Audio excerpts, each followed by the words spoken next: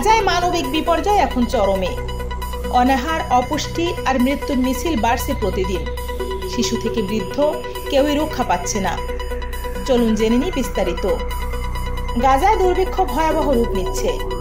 সর্বশেষ তথ্য অনুযায়ী অনাহারে আরও 10 জনের মৃত্যু হয়েছে। তাদের মধ্যে শিশুই রয়েছে 2 জন। এ নিয়ে গাজায় ক্ষুধায় মৃত্যুর সংখ্যা দাঁড়ালো 313 জনে। এর মধ্যে 119 জনই শিশু।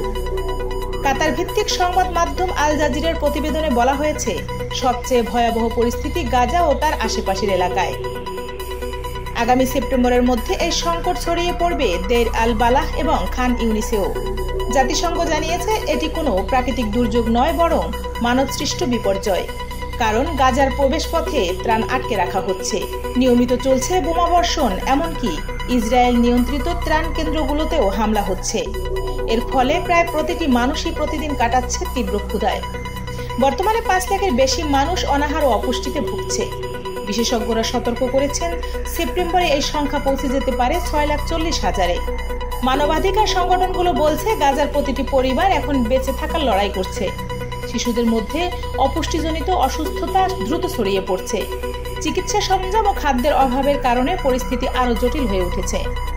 বিশ্ববাসীর কাছে জরুরি আহ্বান জানানো হয়েছে, দ্রুত ত্রাণ পৌঁছে না দিলে গাজার মানবিক সংকট ভয়াবহ বিপর্যয়ে রূপ নেবে।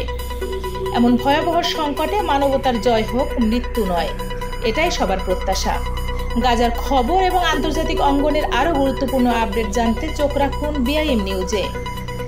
দেখা হবে পরবর্তী নতুন কোনো ভিডিওতে। ততক্ষণ ভালো থাকুন, সুস্থ থাকুন, নিরাপদে থাকুন। ধন্যবাদ।